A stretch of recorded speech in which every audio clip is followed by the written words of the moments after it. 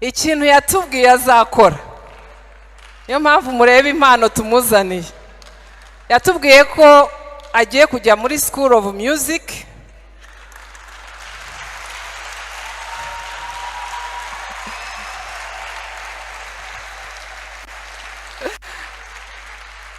Akiga music, akajya acurangana n'ababuzukuru n'abandi bataje kuko dufite abuzukuru benshi. Imana yaduhaye umugisha.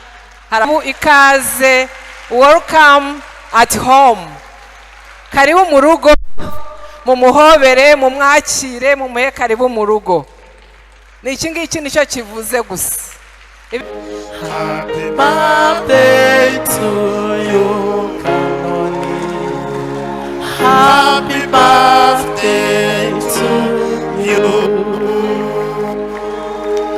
Ni impano ndabikunda cyane, nzi ko uri umunyabwenge, ariko muri cya gihe cyo kurota Imana izagikubwira, hanyuma nugera igihe ushake kwandika iby'Imana yakubwiye, ibyo warose. Icyo gitabo kubera ko azaba ari igihe cyo kurota, kandi bizasaba kuzacana itara. Mami azaba kuri hafi, azagufasha iri tara uricane, wandike iby'Imana. Haleluya, haleluya, Yesu ashimwe. Nitwa Bugingo Jean Baptiste, nkaba mpagaze hano ngira ngo nshimire pasiteri wacu uburyo mukunda, ariko icyo mukundira nuko yanyigishije nkakizwa 2007 mu kwezi kwa 9, yarigishije nakira Yesu nk'umwami n'umukiza w'ubugingo bwanjye. Nagize uburwayi maramo imyaka 3, ndavuga ndasa ku ntego.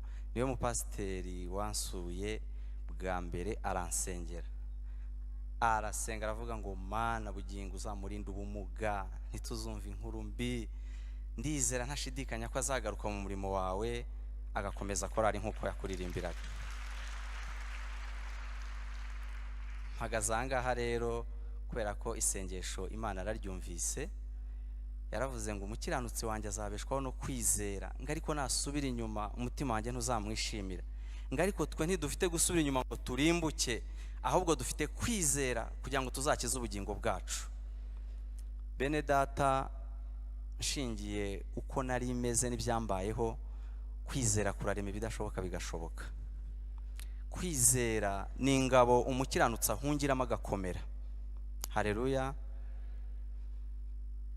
Pasiteri wacu nkimara kuva mu bitaro ntabwo yaturetse, yaravuze ati kuba Uwiteka mugaruye akamugarura muri twe. Nkiri muri kine bagorora amaboko, yarabirebye aravuga ati umuntu kuva atarakora reka murihire umwaka wose inzu.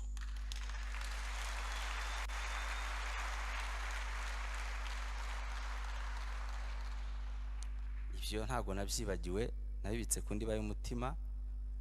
Yaransengeye, ahubwo naje ndi bugingo bushya. Murabona ko nambaye ubwisa bw'Imana. Tizimbye mu magambo, yatwigishije gukundana. Amatorero shingiro, nta torero shingiro ritangezeho muri ibyo bibazo. Ndashimira itorero shingiro rya Nyakabanda mbamo by'umwihariko, ariko yatwigishije gukundana ku buryo nibuka ijambo yavuze ngo mugire wa mutima wari muri Kristo Yesu.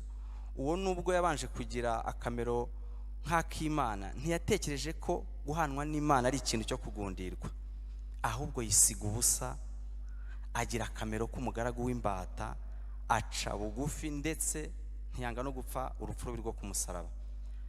Ntabwo ngiye kwigisha, ariko ndashimira Imana yuko aho navuye urugendo rwanjye rwagenze neza, kandi nkaba ndi hano n'ubu nshima Imana ndacyabirimo.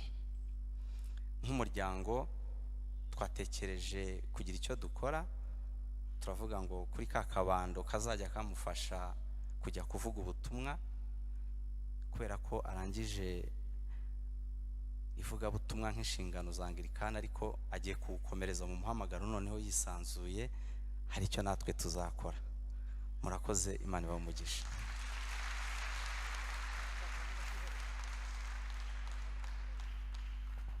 icyo nari nibagiwe aranyubikije ko tuba twabiganiriyeho.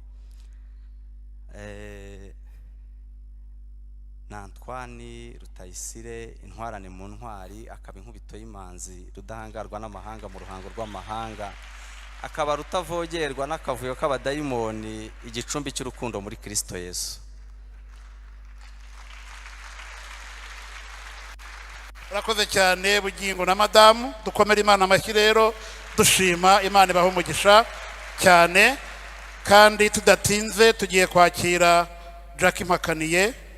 Karibu namwe umwanya n'uwanyu, mukore nka Bugingo rwose ku gihe, ubundi muvuge ibare ku mutima ku munsi nk'uyu.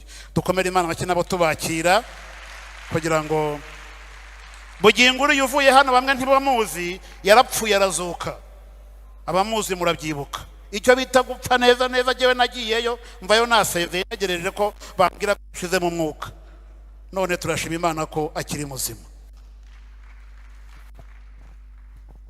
Haleluya. Dushimye Imana kuri uyu munsi wa mbere wo gutangira tuvuga ibigwi n'ubutwari n'ubushobozi bwa kanoni wacu. Ntabwo twabona uko tubivuga ngo tubirondore mu kanya gatoya duhawe, ni byinshi cyane. Ngewe natangiye gukorana nawe mu rwego rwa Mothers Union hano kuri paruwase ya Remera, akihagera muri 2011. Dutangirana aje ansanze ndi muri uwo murimo, ntabwo yaturetse, ntabwo yadutereranye nk'uko wamuririmbye yabiririmbye. Yaraje akomezanya natwe muri uwo murimo, aradufasha, aduteza intambwe nk'abagore, ndetse atangira gushishikaza abantu bose kugira ahantu babarizwa. Aravuga ngo abari muri Mothers Union, abagore bose basezeranye bihute kubanguka kwinjira mu muryango wa Mothers Union. Yabikomeje atyo, atera abantu bose umwete, ndetse atera abagabo kwinjira muri Fathers Union, urubyiruko kwinjira muri Youth Union, atera abantu bose umwete ku buryo itorero twese buri muntu wese yagiye agira aho abarizwa. Ibyo rero byafashije ko umurimo w'Imana n'ivugabutumwa byihuta bikinjira muri twebwe. Ntaragenda kure cyane, ndagira ngo mbanze nongere mvuge ngo happy birthday Kanoni. Haleluya. Kuri iyi sabukuru yiwe y'imyaka 65 niteka ntewe kumuvuga. Nangiye muri uku kwezi kwa gatanu ngira umunsi mukuru w'isabukuru y'amavuko yanjye. Ndashima Imana kandi ko ndi imbere y'umushumba Aposo, nawe ndabizi ko muri uku kwezi ugira isabukuru. Haleluya. Imana iduhana umugisha. Ni iby'igiciro kinini cyane rero. Kanoni wakomeje kutubera uw'umugisha, utubera uw'agaciro, nk'uko babiririmbye mu ndirimbo, nk'uko umuyobozi wa gahunda yabivuze, ndetse n'umbanjirije. Wagiye udutoza kuba mu ijambo neza, mu gukizwa neza, mu kumva umurimo w'Imana uko dukwiriye kuwukora kandi tukawukorana umwete. Ndashima Imana cyane ko ntakomeje kuguma ku rwego rwa paruwase, ahubwo mu buryo watwigishije no kugira umwete narazamutse ngera ku rwego rw'ubucidikoni. Ku rwego rw'ubucidikoni ariya mafoto mukomeza kureba, naho yagiye abana natwe, adufasha, adutera ingabo mu bitugu. Hariya wari umunsi mukuru, nari nshoje umurimo ku rwego rw'ubucidikoni, n'ubundi nzamutse ku rwego rwa diyoseze. Aho hose yabaga ari kumwe natwe. Murabona abapasitoro, ari umusimbuye kuri senior pastor ahangaha, twari turi kumwe. Abapasitoro bo mu yandi maparuwase, ni ukuvuga ngo yagiye abana natwe. Ariko nagira ngo nongere mvuge ko atabikoraga wenyine, ahubwo mama Pasiteri Penina warakoze kumuba hafi nawe. Ni ukuvuga ngo imirimo yose yagiye adufasha kugeraho, yagiye adushoboza, nuko wabigizemo uruhare runini. Kandi natwe ntabwo wigeze udutererana, mama Penina wakomeje kudufasha. Rero numva mfite byinshi navuga, numva mfite byinshi navuga kuri Kanoni, ariko uyu mwanya ndumva n'ubundi namubwira ngo ni ijambo riri muri Yoweri 3:1 avuga ngo hanyuma y'ibyo nzasuka umwuka wanjye ku bantu bose, abahungu banyu n'abakobwa banyu bazahanura, abakambwe banyu bazarota, n'abasore banyu bazerekwa. Muri aya magambo rero Kanoni ntabwo ugiye kuruhuka, ahubwo ugiye kwerekwa, ugiye kurota ibindi bizatuma turushaho gutera imbere. Waduteje imbere, dufite nk'iyi paruwase, iyi nzu twicayemo nziza, amazu meza ari hariya. Njya nibuka icyondo cyabaga ahangaho ukihagera, cyari icyondo giteye ubwoba, imvura yaba yaguye ntitubone uko dukandagira ahantu, izuba ryacana, ivumbi rikaba ryinshi. Ariko ibyo byose ugenda udutera umwete, utwigisha uburyo tugiye gukora. Rero nari mvuze ngo n'ubundi ntabwo ugiye kurekeraho, nubwo tuvuga ngo uraruhutse, ariko ugiye ahubwo kurota ibindi bikorwa biteye imbere birengejeho. Ndagira ngo mushimire. Hari akamenyetso nifuje kwerekana cyangwa impano nshaka gutanga izatuma umurimo ukomeza kuwukora neza.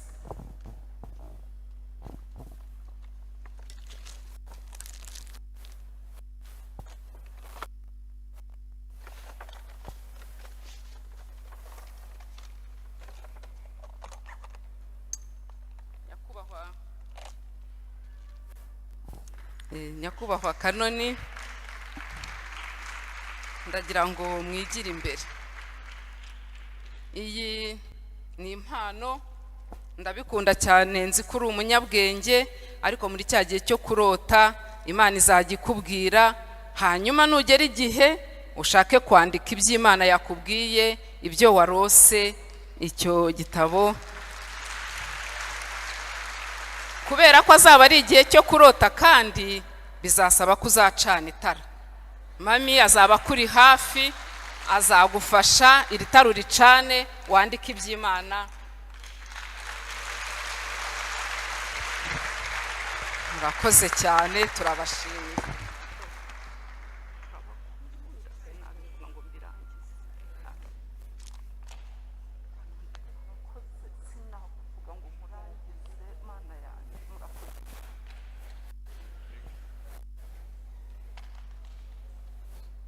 Dukomere Imana amashyi menshi dushimira Jack Impakaniye n'umutware we kubwo kuvuga kuri Kanoni, bakavuga bikeya nyine bashoboye kuvuga nonaha. Byo murabizi ko wamuvuga. Ubu nanjye nkubisemo, naba ntakiri umuyobozi wa gahunda, naba mbaye ikindi. Ntago nasabye kumuvuga, reka mbyihorere, tuzagira igihe cyacu. Amen, amen. Imana ibahe umugisha. Aba rero babiri nibo babimburiye abandi kuri uyu munsi, tubashimire cyane. Ntibatangiye neza. Ejo nibidukundira tuzakira 4 ejo, nibidukundira. Ubwo ariko uko mugenda muba benshi nuko tugira tugabanya iminota mukoresha. Bivuga ngo bazavuga ejo ntawemerewe kurenza iminota 5.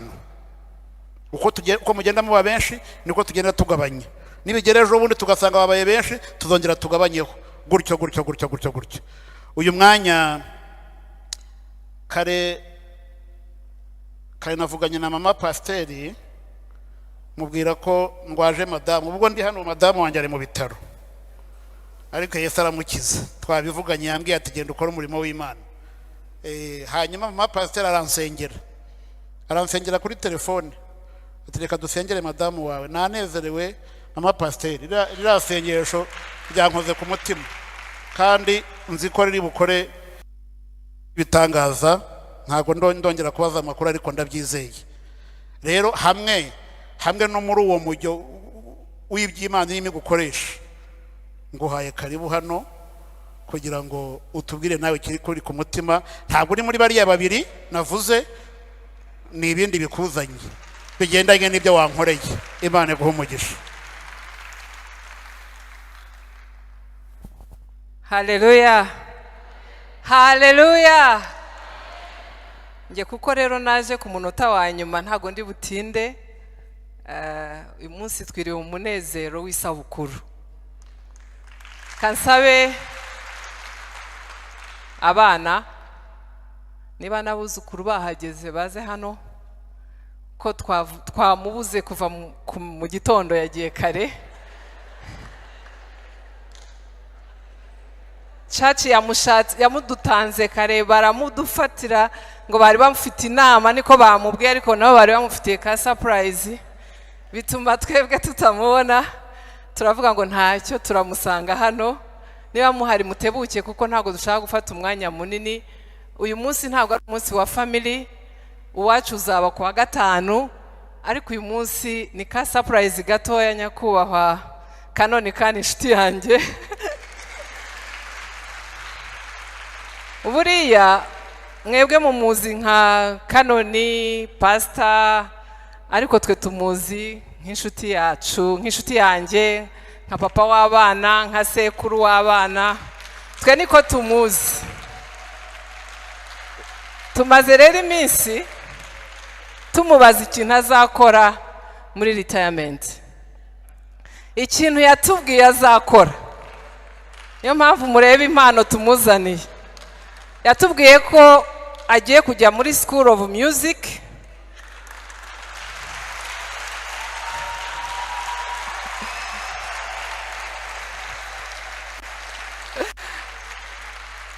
akiga music akajya acurangana n'ababuzukuru n'abandi bataje kuko dufite abuzukuru benshi. Imana yaduhaye umugisha.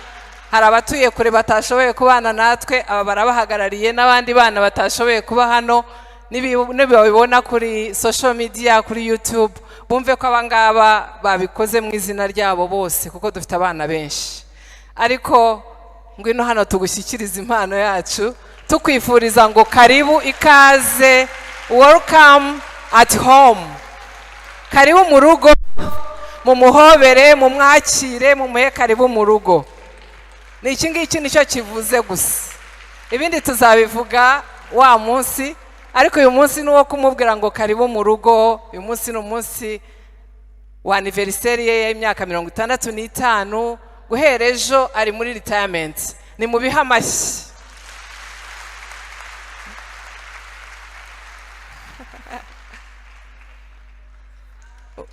Mumuririmbire kandi mushyizemo n'akaziki keza. Shaka kumva ingoma ni mutazivuza hano hari abazi kuzivuza. Turazivuza. Ngaho rero nanjye. Happy birthday to you. Happy birthday to you, Kanoni. Happy birthday to you. How old are you now? How old are you now? How old are you now, Kanoni? How old are you now?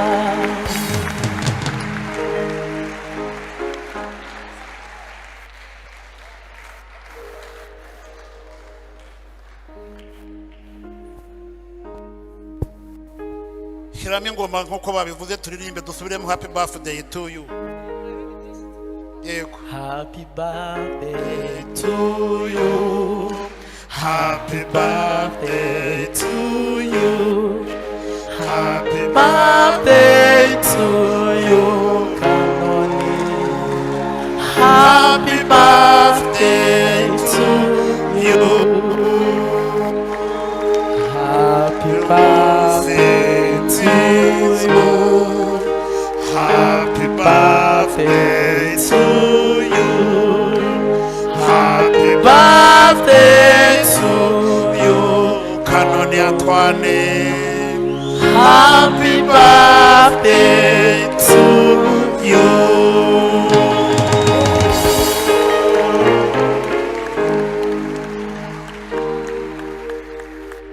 Ugira umunsi mwiza, wibuka itariki wavutseho.